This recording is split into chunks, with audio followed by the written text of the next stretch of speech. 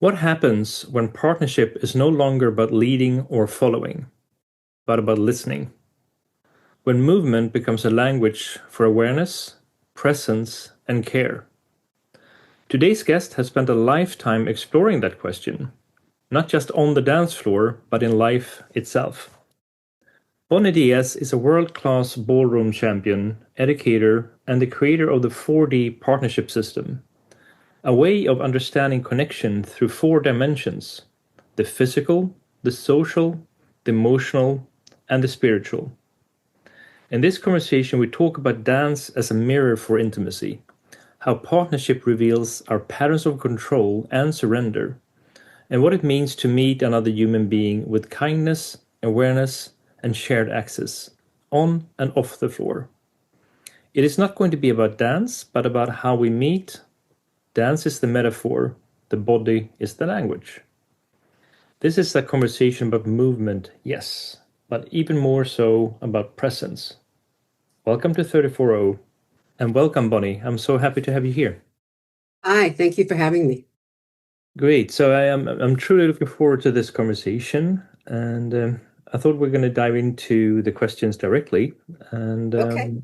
in your book that is now available on Amazon and a few other places, you talk really about the whole 4D partnership system. And what do you say these four dimensions? How do you use them in a partnership dance? Yes. So the 4DP partnership system is based on four dimensions. The first one is physical, the second one is social, the third one is emotional, and the fourth one is spiritual, or another word I like to use for spiritual is consciousness or awareness. So the first one is the foundation, which is the physical, actual skill set a dancer would use before getting on a dance floor or a performance or touching another person. The reason we do that is because you can't use another person's body to learn a skill set. You have to go to a dance class, you have to go to a ballet class, you have to stand in front of a mirror, learn what your muscles are, how they move, why they move, what is the style that you're trying to do. And you do that over and over and over again. And from the range of people that I've worked with my whole life, even being with world-class ballet dancers or Broadway dancers, they will do a show or a performance in the evening at Lincoln Center in ballet. And the next morning at 9 a.m., they are in the ballet class doing the first position skill set. So that's the foundation forever, ever, ever that never goes away. The second one is what we call social, or meaning that when you're going to be in ballroom dancing or partnership dancing, when you're working with somebody, you both have to have the same perspective or mindset that you are going to be working in a partnership. And what are you going to be working through the partnership? Is it going to be one person decides what it is and the other person just follows? Or do both people have a set mind that they're going to use something like a shared axis or an axis, what we call mundi, Mm. which is an imaginary energy line between the couple so that your focus is on shaping or dancing your body around that. I'm not saying leading and following isn't happening Mhm. because one person is going backwards and one person is going forward, of course. One person is going backwards and they cannot see. So the person who's going forward changes the direction. However, once those are initiated, you are not waiting on the other person's body to make a decision, just like life. What you are doing is you both know there's that shared axis in the middle, and you're both shaping your body around that in the many different dance positions that are used in this particular conversation in ballroom dancing. The third one is called emotional, and don't know if it's the most important, but it gets to a point where I am speaking to you on a competitive level of ballroom dancing. This came about, just so you know very quickly, there's different kinds of presentation. If you go to a Broadway show, they have something called a proscenium stage, which are all over the world, which is like a flat stage. And, it has an arch around it. The audience comes and it's a flat one kind of thing. The second kind of presentation is called a thrusting stage, which means it comes forward. So it comes forward, like if you see a runway that people come out into the audience. So it's three-sided. Okay, so the first one is one-sided. The second one is three-sided. The third one is what I'm referring to is called in the round, which means it has four sides. So when you see a ballroom dance championship, it's in the round, meaning you have an audience on all sides. So when you're judging, when I am judging, you look at a competitor's number on their back, and you're looking at a silhouette of the couple. So people are looking at you at different times. If you're not dancing around a shared axis, there are times when you look good and times when you look bad. It makes a difference when you get the mark. If you are always dancing around a three-dimensional shared axis, no matter where you look or matter who looks at you at any time, you have that beautiful silhouette of around the couple, like an aura. That it's beautiful. It's a visual art form. When that happens, it's a beautiful artistic expression. A lot of peace comes to your soul because you know you're doing it for that and not worrying about whether you look good for somebody else giving you a check mark or not. And to me, the most important thing is the spiritual consciousness, which means that you have a set goal between you. You're working on the three-dimensional shape of the bodies in yourself that you're shaping, your muscles, your core, and with the partnership. So when you walk off the dance floor, no matter what happens, you're focused on the outcome and the awareness between you so that when you get off the dance floor, there's no difference when you come back on the dance floor. And it's just a beautiful awareness of knowing that nobody else is telling you what to do. You're not worried about whether a judge likes you or not. Your partner is not evaluating you. You're not lesser because you won the last time and you didn't win this time. And quite frankly, it's an up and down kind of thing. Like, you'll hear the most amazing people on the planet, like Cher, will say, I'm out there, I'm dancing and singing for 100,000 people, and I go home to the hotel room by myself. It's a big crash, Yeah. This way, your awareness is always heightened to that beautiful kind of God of your understanding, higher awareness, axis mundi, call it what you want, higher power, tree of life, whatever you want. So that's kind of like a quick thing, but that's how we begin. Well, it's a beautiful way of describing it, and I really like the whole, even in everyday connection, I think it makes sense in terms of having that both, because you have the physical, the social, emotional, and also the spiritual or consciousness level, right? They're all part of us, and Yes, whether or not we're connecting, and I really like the way that you're taking it from your sort of dance ballroom experience and having seen so many couples and having trained so much yourself with different dance partners. I think it's a beautiful way of expressing it and articulating connection in one way. yes, absolutely. So with that, you mentioned the axis mundi and in the Yeah, system here. So what is the significance from your point of view yes, in the system yes, with axis mundi? yes. Yes. So I originally started it with what we call a shared axis. And I've experimented with it over the last 10 or 12 years when I'm coaching couples. And I just kind of played with it in different ways to see, what worked, what didn't. Everybody loved it. To me, it was a little bit incomplete. It wasn't consistent. It was kind of up, down, up, down. And what I was looking for, kind of like a slow rise so that it kept going, going, going, going. And when I say axis, what a dancer or somebody might say is, oh, that's the shared center. And I keep saying, no, a center is a fixed point. The axis is rotating and you're taking that and you're moving that. The axis is moving with you between the partnership around the dance floor. You're not holding that center still and trying to move off that fixed point. Many couples work that way. It might be successful for them. I think if they're very advanced, it might work. I think for beginner levels and for all levels, not so much. They don't have the skill set to pull that off. And quite frankly, it depends on the venue. If you are on a stage and it's a kind of like a flat one kind of dimensional thing, it might work. Like with ballet dancers, they implemented something called the épaulement, which means shouldering. Yep. Because years ago when they had the stages, the audience was level with the stage, okay, level. And Yeah. what they would do was they would have the stage raised, what they call a elevated stage, so that the audience is flat, so the audience could see. Well, then years later, they made the stage flat and they made the audience, uh, you know, on the diagonal so that everybody could see. And so what the brilliant ballet people, discovered hundreds of years ago was if they rotate their shoulders a certain way, it gives a different dimension to their body. So it has a 2 or 3-dimensional shape. So person in the balcony can see what it is. So that's where it kind of evolved from. So by learning how to shape your own body around your own spine, which could be considered your central axis, you take it to the next level of the shared energy.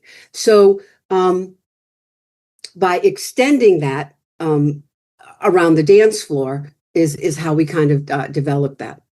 Yeah. And how do you see that then translating into everyday life, if you would say Oh, it that way? wonderful. Yes, yes. Well, first of all, I live in New York City. Um, very, very crowded. One of the biggest things I say to people, and they laugh, but then when they think about it, it's true. If you're walking down the street, okay, and you have a certain awareness when you see coming towards you, you have to move, especially, for example, in a crowded subway or a train, or you're in the theater. You're immediately shaping to get around the person. You're not walking forward and going, boom, get out of my way, which is what a lot of people will do. Yeah. Which is a lot of people treat each other that way in dancing. If you have an idea of an axis in your body or the axis mundi, which or shared axis and developing it to an axis mundi, when I was researching some of like the patriarchal things happen with like Mary Magdalene, for example, and how we're talking about the spiritual axis mundi and how originally what they were saying is she was originally actually Jesus's wife or partner. And when Jesus came here, what they were saying was they were considered to be equal. And Jesus wanted her to, there's no man, woman, it's just divine energy, whatever you feel good with. Jesus dies, and the four main apostles were jealous of her, so they ripped out the first 4 pages. She doesn't exist. They turned her into a whore. And then 2,000 years of implementing it into the Catholic system, kind of that patriarchal thing. 2,000 years later, they make a rule or decide that it was a mistake and she's actually really a saint and she's okay. All right, day late, dollar short. But it happened. It's already inbred there. If you look at the Cherokee kind of proverbs, which kind of says, woman's purpose is to bring man to source. Man's purpose is to protect women from harm. So it's kind of like when you both have that shared axis agreement, the axis mundi, it's the connection to the higher power of the universe. Whatever that is to the individual person. So when you're in that presence of God's grace or higher awareness or axis mundi, people will call it the tree of life. Some people call it, it's the scientific proof that there is an axis from the heaven to the earth. Something is holding the planets up. They're rotating. That's what if you're aware of that, when I'm walking down the street speaking for myself, I'm always practicing it. So when I'm shaping and moving, I'm in my own aura. So when I come to whatever the situation is, I'm not affected by it. That's how you apply it off the dance floor for yourself, most importantly, but then you bring it to whatever it is you're dealing with. I'm dealing with you. I'm dealing with the person I'm going to dance with or coach. And that's how we implement it. And it only gets higher and higher and higher and higher once you're open to receiving the grace. I mean, we're to the point. I mean, I like the way that you're describing it, and we're all connected in one way with that type of energy, if you will, or however we want to express it, right? And in that sense, that you're adapting collective to it. consciousness, That consciousness, right? So we're all connected as human beings into that, right? And being part of that greater part, whether that's the divine or whatever we want to call it. Yes, of course, yeah. And I just like the way that and you're adapting to it that way. So I think it's a beautiful way. I forget his name, Stephen, the brilliant guy that died, that was in the wheelchair. What's his name? Stephen Hawkins. Yes, he would say the definition of intelligence is adaptability. True.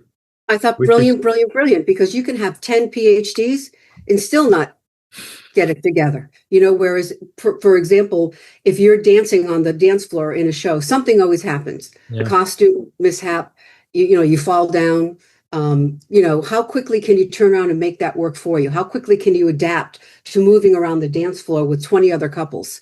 And then Yeah. you're adapting. That's the perfect, the brilliance of the axis and the axis mundi is that you're both always adapting to the movement around the dance floor. When you're dancing with 20 other couples on the dance floor, let me tell you, they're trying to kill you. They're not looking at you going, oh, would you like to finish the number? Go ahead. They're gladiators out there, trying to get to the next round. So that energy, that shift of like, we have the aura that we're adapting to it. It's such a Mm. stress. It's so much less stressful if you're both focused on that same Yeah. energy of the 4DP as opposed to trying to kill the next person to get to the next round. It's very stressful and it carries over right off as soon as that energy of kind of, for lack of a better word, going to war doesn't end when you walk off the dance floor. You're still motivated and stimulated by all that Yeah. power, that energy hitting you, sound, light, screaming, yelling. It's hard. Yeah, definitely. So how would you say the role of that spirit, if you will, or meaning, how do you see that in modern relationships, that it be on the dance floor or off the dance floor? Yeah, I think it's important to, first of all, always communicate what do you have in common.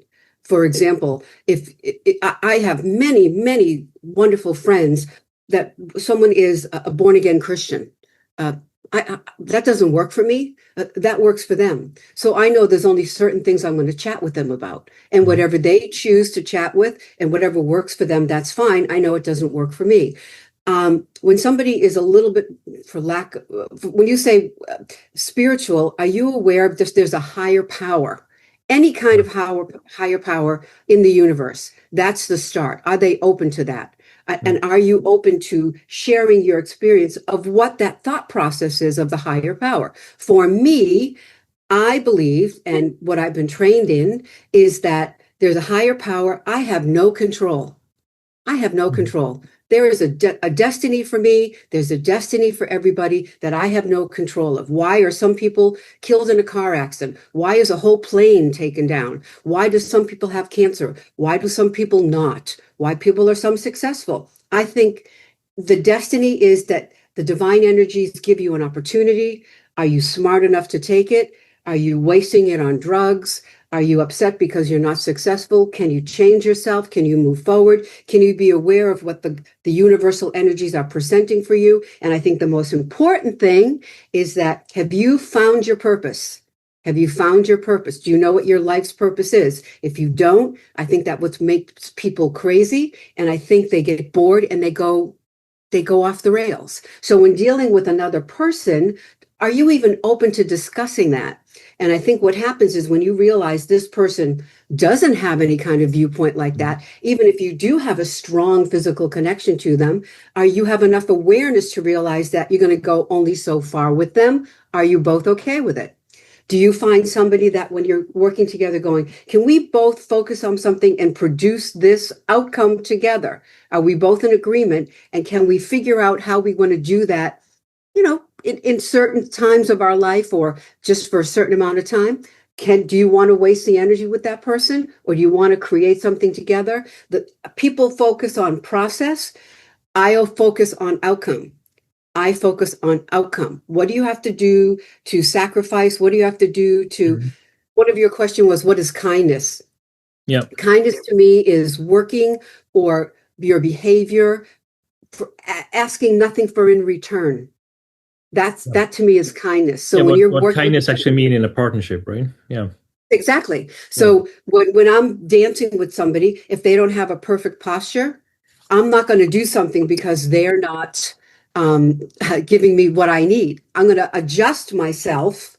Do you know what I mean? And Yeah. ask for nothing in return, and vice versa. And when you're always adjusting to one another, adapting to one another, being aware of one another and what the outcome is getting the axis around the floor and being nice to each other off the dance floor.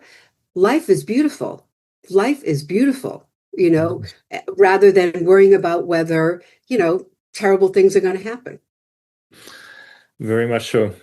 So if you would say that dance floor is a mirror, what does it most often reveal about how we relate to others, based on all the experience you've had both as a dancer and a dance teacher? Yeah. I'm going to quote Martha Graham. You know who Martha Graham is? Yep. Okay. And it's not the exact quote, but it's kind of like a kind of, she talks about you can't hide yourself on stage. You can't hide who you are on stage. Yep. You know, you just can't. A dancer, a dancer in performance is naked. A performer is naked. It's a Yeah. huge vulnerability. So when you're dancing with somebody or you're performing and something goes wrong, or you don't like the way it feels, or you don't like the reaction, or you don't like the way someone touched you, or you don't like the result, how they respond is what you're talking about. Yeah. How they respond. So when something goes wrong, again, how do you turn around and make it work for you? Do you know what I mean? Or do you get very angry and respond to that? You didn't like that feeling. You didn't like that emotion. I'm not saying you can't acknowledge it, but it's how you choose to react, which again is higher consciousness and awareness. So when I'm dancing, if my partner gives me the wrong lead, I can giggle a little bit and go, watch this. Or if someone gives me the wrong lead, and I'm guilty of all of this, I've experienced it all. It comes from experience. It doesn't come from, I'm just looking at everybody. I can get really angry and go, wow, that really felt bad. How does this feel? And it's happened in performance. And you can see couples do it physically get angry with each other. Hey, I guess there's a lot of emotions there in that Oh, sense. yes. Well, it's ego. It's their It's ego. ego. Yeah, it's It's the they're, ego. they're getting judged. They're getting looked at. And again, it comes from, I don't society, the Hollywood, the social media. Everybody has to be naked. Nobody can eat a sandwich. Everybody has to be, skinny, skinny, skinny. They have to be whatever it is the latest thing is. You look at the Hollywood red carpet. You're brainwashing these young children to think that, it's not okay to be a certain body shape. I mean, I'll tell you a quick story. Yep. I'm in New York City, and I was walking down the street on 55th Street, which is where Alvin Ailey um, studios are. They have a whole Yep. building, Alvin Ailey, and I was walking across the street, and they in the summertime, the city floods with people in the summertime to study. All the dancers all come in to study the children. And I was standing on the corner ready to cross the street, and there was an Asian American mother and child. She might have been 10 or 11 years old, standing behind me. She was in her dance clothes, obviously studying at Alvin Ailey, ready to go. Now, if you look at people, for example, African American people have a different kind of muscle set. If you look at them, sometimes they have a different kind of shape. Asian Americans have maybe a thicker kind of muscle set. You know what I mean? If you look at their bodies, usually have a longer spine Yep.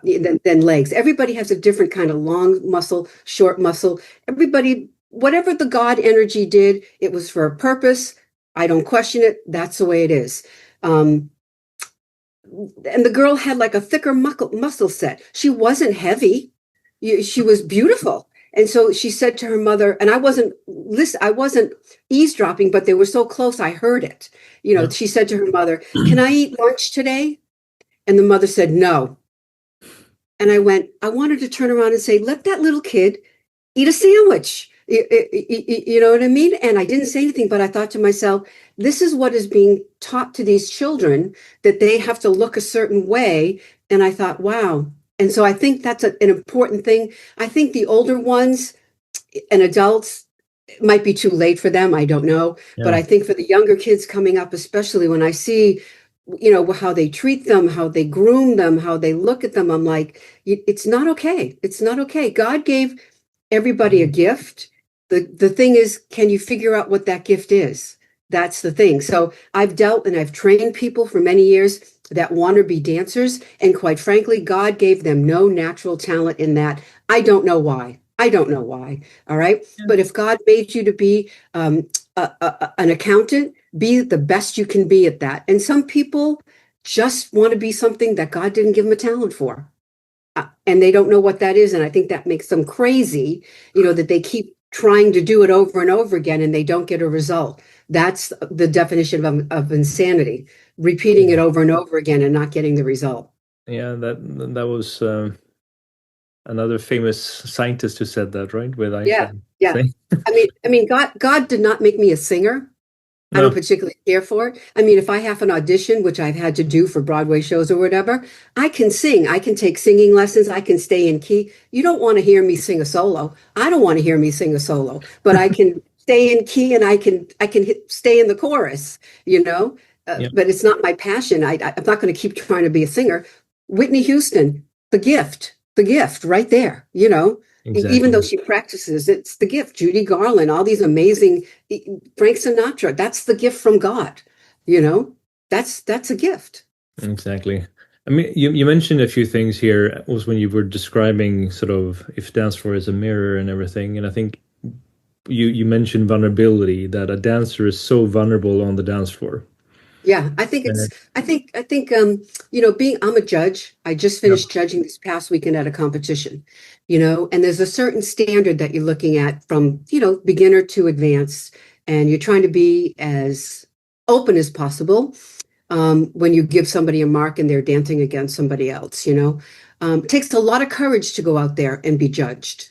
A mm, lot of courage. It takes a lot of courage to speak in front of people because no matter what you do, somebody is not going to like it. Somebody's judging you. Somebody's always sure. looking at you. It takes a lot of courage to go out there and dress in a costume and know that your range is not as good as the person next to you, but you're still going to dance against that person. It's like when you go for an audition, there's always Yeah, somebody better than you, already somebody more talented, but you're still going to go out there and you still do it as what I call as the exercise, as the experience, because it's just going to add on to build your character and to keep giving you courage. There's many times that I've spoken or I've lectured or I've had to go and audition or I have to have a performance and just petrified backstage, can't do it, no can do. And then the orchestra hits the cue and I don't know whether it's the gods or the adrenaline or a little bit of both. I walk out on the stage and I do it. mm, So it's a fear factor, you know, of you know, overcoming it. John Wayne said it. He said courage is being scared to death but saddling up anyway. You yeah. know, And that's courage courage. is an important thing in relationships in general, I would say, right? Yes, yes. And if you're Uh, if you're with somebody and you're looking at it, and that's what I was saying before, do you want to put the time into it? Are you evaluating each other, or are you looking at it and saying, okay, we have something like the 4DP system that we can work around a shared axis, that we can try to get rid of our ego and try to focus on the outcome of the shared axis. But I will say, each person must come to the table with their own skill set. If they're not doing their due yeah, diligence, that's a problem. So I always say to people, if you cannot do your own skill set and be in that class for yourself every morning at 9 a.m., don't do it because it's not going to happen. That other person is not going to create it for you. You can't yeah. use their body to get better and vice versa. It's your own work, you know. That's why It it's is. one. But with vulnerability though, when you're there and you, even if you would then look at either on the dance floor, but also then in personal life, how would you say trust is a factor? I think trust is a factor, but I think much more than trust is confidence.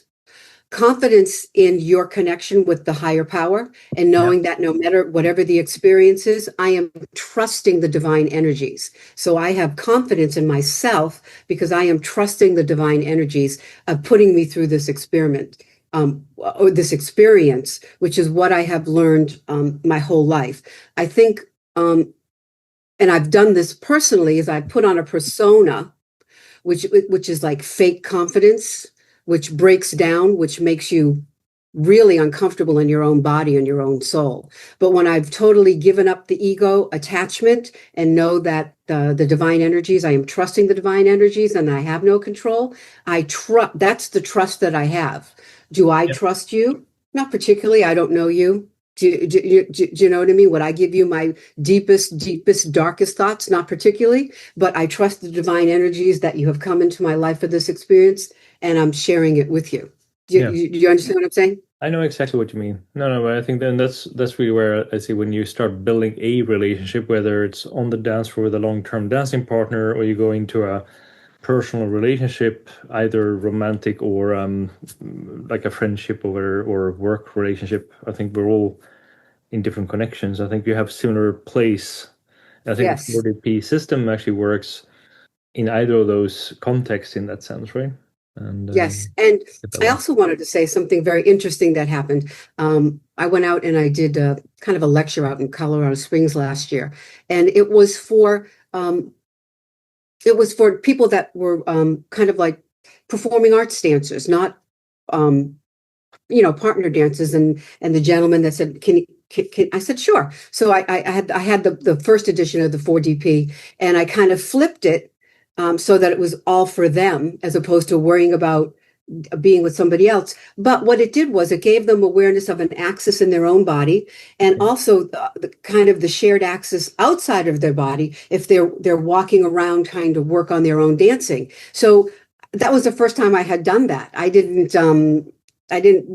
really expect that. He said, "You're here. Can you just kind of do that?" So that kind of works. So I don't know if they ever would dance with anybody, but dancing with themselves, it gave them a whole different kind of confidence and awareness and kind of a trust. Because I'm also speaking for myself. Every time I'm coaching, I'm looking at myself in the mirror and I'm going, "Oh boy, that looks bad." You're always, Yeah. going, "You look bad. You look bad. You look bad. You look bad." Even when I get, kind of I have a wonderful assistant and photographer, videographer, does headshots. And we just did a session, and he'll say to me, do this, do this. And I'm like, no, I like my hair like this. He goes, I'm looking at the lighting, and I'm looking at it going, my nose looks big. You know what I mean? It's still that thought, still. I can see that. And yeah. And so when he picked the shot, I go, and I would have never picked that shot. But he has a whole different look at it, whereas when I look at it, I go, no, no, I don't like that, looks, he goes, look at that shot. It's a whole different, you got to trust the different energies that are brought to you. And I think the most important thing is when you're dealing with a partner, when you're dealing with coaching other people, the trust the divine energy that they're brought into you for that experience, you have to have the awareness. And I think the most, a very important thing is a gut instinct. Everybody has it. Women do it naturally. Men kind of do it. Most people don't realize how important it is. If you don't have a good feeling with that coach or with that person, or there's an off feeling, trust it. Whereas don't keep doing it with that person, whatever it is, like you want to try to make it work or take a lesson, or it doesn't feel safe. You know, I've learned as I've gotten older, I can deal with many people. I deal with many people in the industry, men and women. Not particularly men or women in any kind of ratio. There's some that make me feel safe and some that don't. Mm-hmm. You know what I mean? I Yeah, will work exactly. with them on a professional level, but I won't say hello to them on the street. So with that, I mean, with that, I mean, how do you feel? I think in I guess on the dance floor, but also even in personal life, I think setting boundaries for yourself is a critical Oh thing yeah. as well. Oh yes. And that I think comes like hand in hand with awareness, right? yes, of course. I mean, I have to deal with when I'm hired for an event or a competition or a lecture, and it's not only me. There's other people, and we're all spending the weekend together. To me, there's people that are inappropriate toward me, and there's other people that are not. The people that are inappropriate toward me, I give them a couple chances, and then I say, look, this is inappropriate. It needs to stop. And Yeah. once I say that out loud in their face, whether it's a guy, both man and woman, it doesn't even matter what it's Mhm. about. There's a whole different thought to it. Was before, when I was younger, I would just like be quiet and go, okay, okay, and it gets very uncomfortable. And then unfortunately, it explodes into something that is not even relevant to what just happened. Yeah. So when you find the divine energies, you find your confidence, you find your trust, you find your awareness, I think you have so many more tools to bring yourself forward, because I don't think it's going to get any easier. I think it's going to be getting the stimulus on the planet and what's happening with the world and the social media. You've got to have tools to present yourself in a way that it's a conscious energy that you're working with, that's an adaptability. You're making a safe space for yourself, boundaries, like you said. Yeah. Confidence is so important, so Yeah. important. And trusting the divine energies, which I think is the biggest gift that anybody can give themselves or somebody else. Yeah. And one thing with this, when you talk about this axis and everything, so if you find yourself in a broken axis, whether it's in dance or love, do you see there's a way you can repair it? Yeah, I don't know if the axis will ever be broken. I think Yeah. that's impossible because you can't destroy energy. Or You maybe, can yeah, only well, change more how it. you relate to Yes. the axis and how you see the Yes. axis then. Yes. I think that's why we talk about the second one, the social, the Yes. perspective. I think you can't go to the third unless you get the second. So I'm saying to you, um, there's a shared axis and you go, yeah. Okay. But you have to have a visual of what the shared axis is. So in the book, what I do is I have actually pictures of dancers and I have a line so they can see what the shared axis is. So just to begin, okay, they have the same picture of where the shared axis is between the partnership in different dance positions. So that's the start, that everybody at least has a visual picture of it, because Yep. in the end, it's a visual art form and a visual expression. Do I think everybody will look at it and get it right away? Absolutely not. I think some of the things I've been working on in dealing when I've been working on the system is I have been trying different exercises and physical shapings and different words with couples so they can understand it better. Because I look at your background and I say, oh, that's black and orange. And you look at it and go, no, no, it's orange and black. Both are correct. You understand the perspective is correct, So it's all about, can you give them kind of the same kind of viewpoint without taking away their individuality of where and how and what it looks like in your mind's eye of what the shared axis is. Yeah. And they Exactly. develop from there. I mean, I think there's been in social media, there's quite a few videos with that, right? When you have two people looking at one ball and there's two different colors on the ball, depending on which side you're looking at it, you see something different. And Yes, yes. that's a nice way of making sure you do share the same view. It can look slightly different depending on from where you're looking. So Of course. And remember, when you're dancing or when you're talking to somebody, I'm looking at you this way, you're looking at me this way, east, west, north, south. There's a whole yeah, different, ball game happening. yeah, it is indeed. So when you think about like on the dance floor and everything, when you're the partner, what happens when one partner grows faster than the other? Yeah, you got a problem. Yeah, there's a problem, definitely. There's different levels of dancing. So I don't know how familiar you are. Um, what people do is they have something called a professional amateur relationship where there's a teacher student dancing together. So obviously that's always going to happen. The professional is always going to be a higher Yeah. grade dancer than the amateur. So that's a wonderful way to start. Um, the, um, they have something else called amateur, Yeah. where they're not getting paid, but it's kind of like their hobby, and you have different kind of tryouts. You work with somebody and you try to progress. I think what happens is when amateurs are dancing together, um, they are put together a certain way at a certain level because different coaches come together and say these people are a fit, they're a match. The families are behind them, the coaches are behind them. Couple things happen. You have um, somebody will change in height very quickly, like if they're a young kid and Yeah. then the girl is like 10 inches taller. You have to learn how to adjust each other's center of gravity. So it's kind of a dance physical thing that makes a difference. I think Mm. what happens is they kind of work through the awkwardness until they realize it's going to be okay. Can be uncomfortable, but by using the shared axis, you're dancing around a shared axis rather than dancing around dancing around another person's body. So Mhm. you're not really worried about whether it's coordinated. So that the pressure is off. Who's good, who's bad, who's better, who's not. I think at a professional level, you have to make a decision.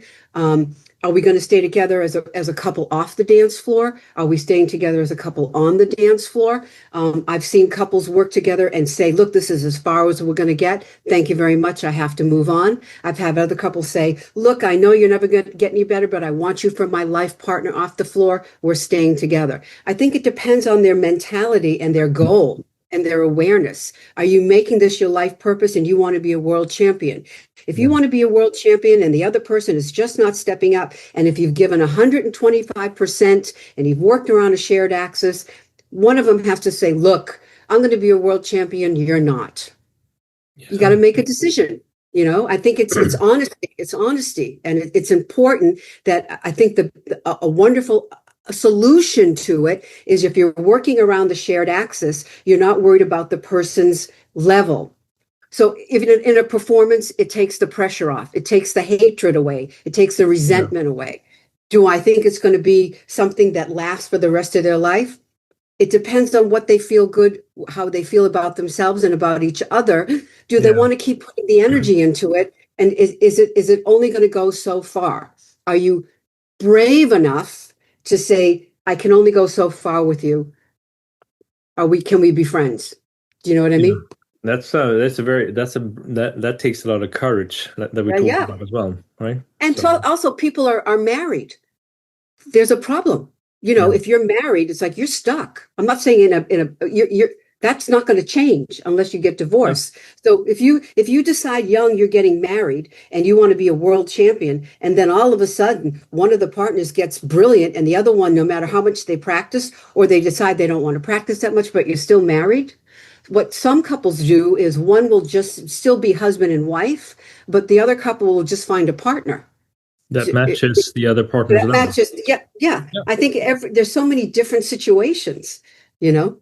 Yeah, but that's adaptability and compromise in one way, right? Yeah, yeah, But yeah, yeah. that takes communication as well, right?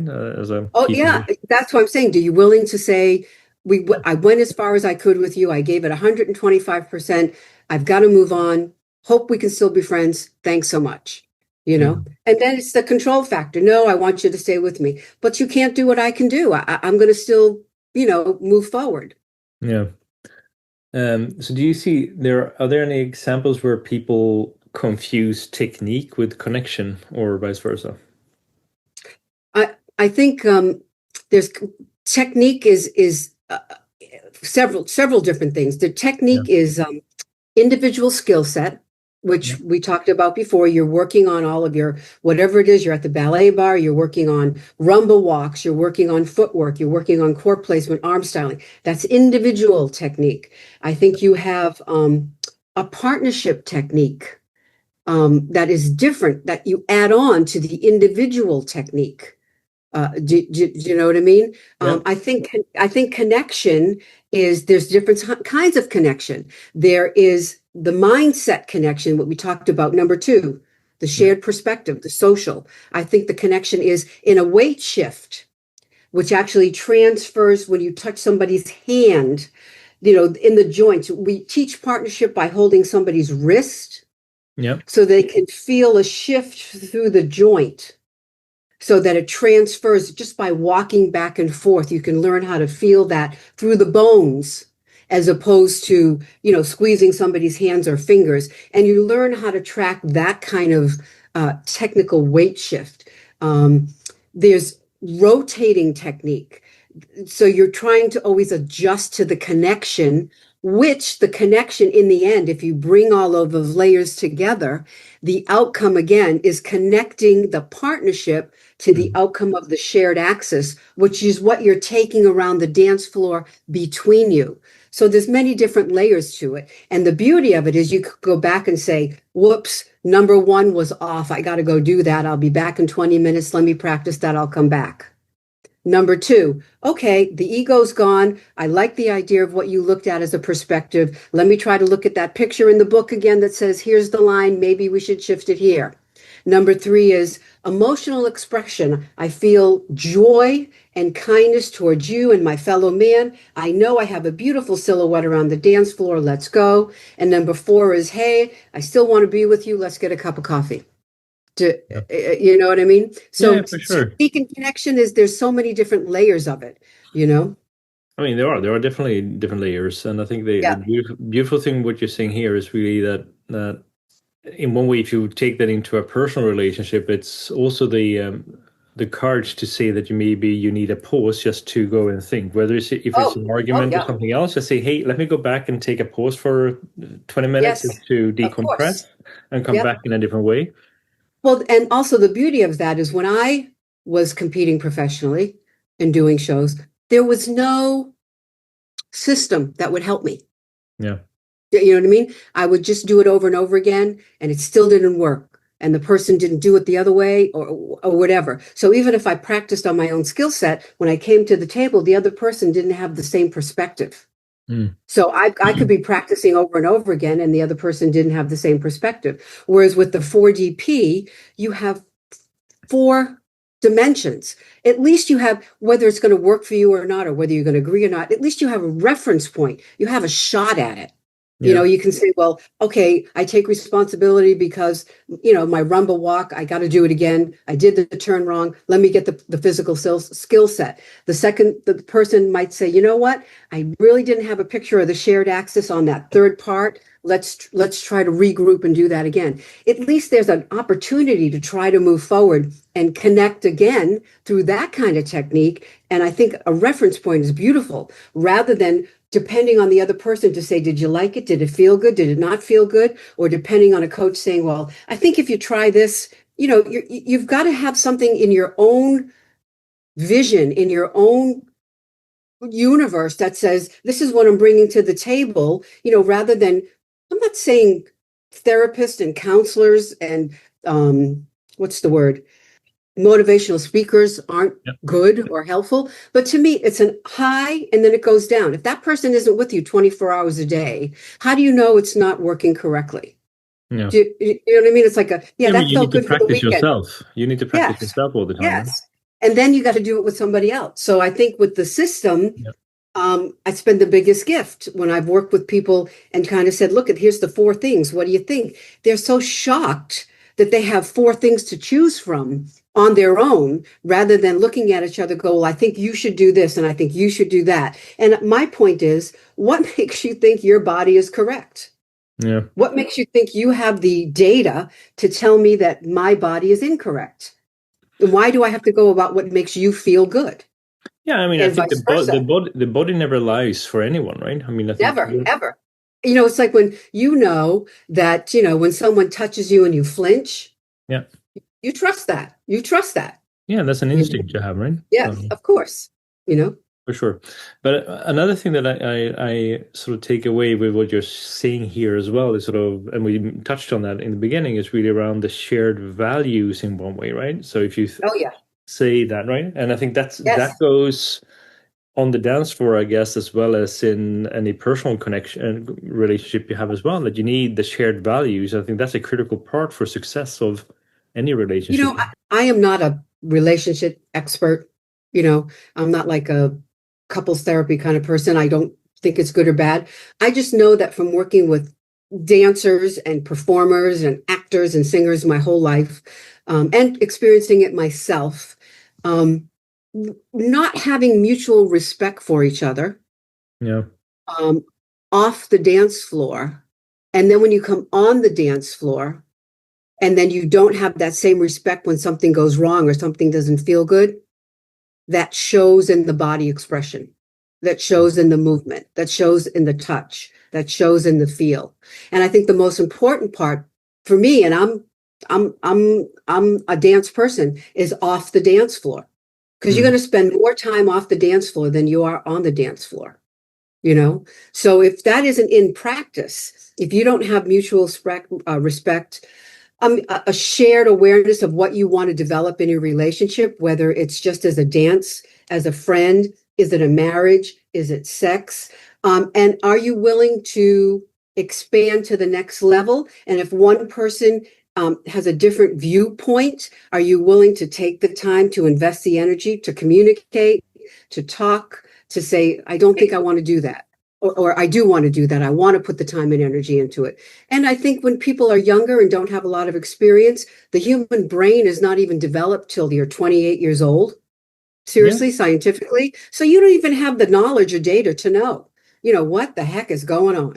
Everything is crazy, so it's important to, off the dance floor is so important. I think people used to teach social graces and social interactions, and where I come from, and if an adult came into the room and I was sitting in a chair, I had to stand up and give the adult that chair. I was taught social stuff. I don't see that today. I see people, just young kids walking up and going, hey, get out of my way. I think there's no manners. I think the social graces have gone, whether, Yeah, the respect, people, I the guess. respect, and I think that's a trained energy. I was trained in that, and I was taught that at my dance studio, and I was taught that by my family and my coaches. And I Mm. see a lot of these children, how they act off the dance floor, which I'm shocked at what their parents allow, but not my business, So I think that even that goes to adulthood. Yeah. Off Yeah, I the mean, dance floor is the most important thing. yeah, I see the same thing in many ways, and I would say that I think I'm a father of two, and I think for me, I think the most important thing as a parent, for me at least, is to show my kids how to be in a loving relationship, but ultimately to make them strong adults with Of course. decent views of life and respect for others. I think is a Yes. key thing. Yeah. And well, also for that, whether it's good or bad, the ballroom kind of world is kind of based on a patriarchal energy. You know what I mean? Yeah. One's leading, one's following. Mhm. And that's unfortunate. It has to be partnering. It's partnering. Now, whether Yeah, one person goes backwards or more than the other, or the other person changes direction, it's still an equal partnership in energy, time, space, love, whatever you want to call it, compassion. yeah, When you're there, I'm the lead, you're the follow. Don't move unless I say. Don't.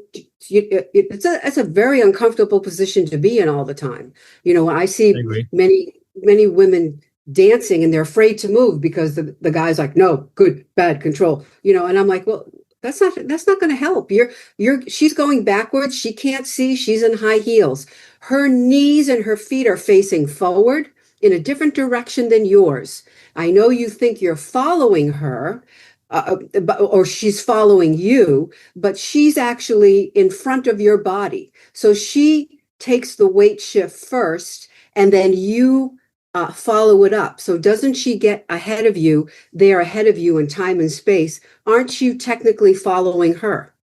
You, Exactly. you understand what I'm saying? Yeah, You know, definitely. And I think there's a dance between the the masculine dance and of the feminine. life.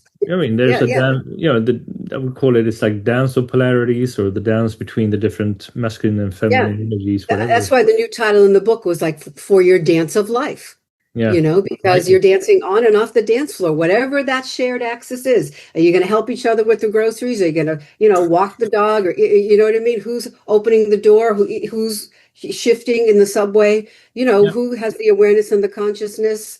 She doesn't agree. He doesn't agree. Are you going to hit each other, or are you going to talk about it? You know? And I really like the way that you're saying that it is a partnership, not one is controlling the other. And I think that's how it is, Yeah, I guess, on the dance floor and in life, right?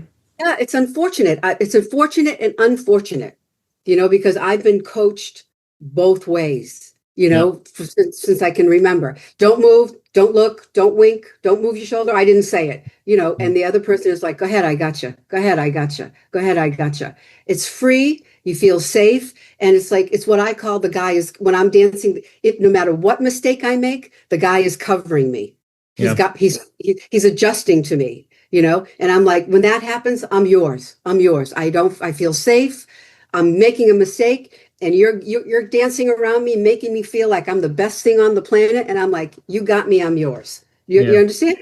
You need both emotional and physical safety, I guess. Of course. Yeah. Yeah, That's what I'm saying. It takes a lot of courage to get out there, you know? definitely. So with this book now, the 4D partnership system, is there, if there's one thing you want to tell the listeners about the whole thing that really made you want to do the book, and also the whole purpose of it, if you will, if you would sum it up? Yes. I basically, from dancing my whole life, in the Broadway world, in the competitive world, and then what I experienced as a woman, and the way I was treated as a woman. And then when I started judging, I saw how women were presented and how they were treated. I think it's a solution for a woman to be able to say, look, we can work this way. It can be an equal partnership. It doesn't have to be, I'm the boss, you're the boss, and I follow. And I think it's a solution for women to find a voice to say, I would love to work with you, but I would like to use this system so that we're both equally enjoying the weight shift of life, the weight shift of our bodies on and off the dance floor. And I think it also takes, it allows the pressure up, takes the pressure off men. I think men act like they're in charge. I think they're really scared out there. I think Mm. they're trying to act like they're, the superstar and, have all this courage. And I think it's really scary for them to get out there to take full responsibility for the partnership when they don't have to. There's a solution that both man and woman can come together equally, just like we talked about Mary Magdalene or the Cherokee proverb. There is a man and woman energy, but you can bring it together to a third energy of a shared axis of a higher spiritual connection, which, from what I understand, when you think about Dante's Inferno, when they talk about when the woman finally gets to the higher level and she leaves Dante behind and she makes sure he comes up out of hell and purgatory and she looks up into the face of God, once Yeah. she experiences that, she can never look back. Yeah. And I thought once you've experienced that grace, you don't ever look back. So that would be my message as a solution, especially for women.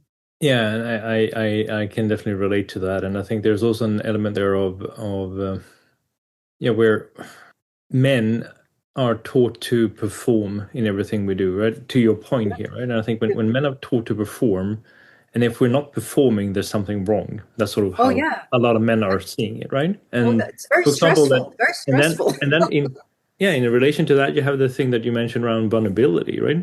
So if a man is just here to perform and fix things, and we're not showing our vulnerability, which I actually believe is a strength. For a man to show Yes, of vulnerability is course. an Yes. immense strength. And women, I guess, are coming from the point of view of, hey, am I enough? Am I too Yeah. much? Right. Right. So Women it's the women are same. not. No, I'm sorry. Go ahead. No, no, where I think we're coming at it from, it's the same sort of root cause to that, but we're coming at it from different angles because men are taught very early on to perform and fix things, whilst Right. women are ending up in a position there that, hey, am I too much? Am I not enough? Right? Right, right. And I think for women especially, you're supposed to like stay home, have babies, not have a voice. Kind of, it leads into like the dancing, just follow, just do what you're told. And I think when a woman finds her power, this allows her to find her power with confidence. There's no need, I don't have to be, when I'm working with a man or I'm working with a couple, I don't have to be aggressive. There's nothing I have to prove, nothing Yeah. to anybody. All I know is this works. It's a solution. It's an option. It's a truth. It's a divine grace. It's a feeling of joy to myself, makes me feel really good, makes me feel safe. Can I share it with you? And Yeah. when a man sees that a woman is willing to take care of herself in that partnership and bring it to the shared axis, it takes the pressure off of everybody. Yeah. Nobody has to be the strong, the king, don't, everybody is just equal and working toward that third option. Lead, follow, partner, shared axis. Same thing in life. It's give yourself a break. It doesn't Exactly. have to be this way. I mean, we can talk about progress, not perfection, I guess, right? Yes, yes. I don't think there is perfection. I don't think there is any such Nor do thing I. as perfection. Yeah, I think there's the best you can do. I think you know that you will always do better. I personally take class for myself 3 times a week here in the city. There's days when I walk out going, that was so bad. And there's days I walk going, okay, a little bit better. But I know I'm going to keep working at it. And the same thing, in life. Oh, yeah, I did that really bad, but I know next time I have enough confidence and love for myself that I want to keep trying and do it better. Might go a little bit, but that's why I was saying before, I want a system that it's a slow upgrade so it stays. Yeah. It's not like feels good, feels bad, feels good, feels bad. I think that's a problem. You're depending on an outside stimulus or somebody else to say good, bad, rather than I am just with the divine energies working on myself. Who can I share and take with me and expand with along the way on that slow gradient that stays there forever? Yeah. I love the way you're putting it. So thank you, Bonnie, for the insights, the teaching, and the presence you provide here. I really appreciate it. Thank you for having me. I enjoyed it very much. Thank you so much.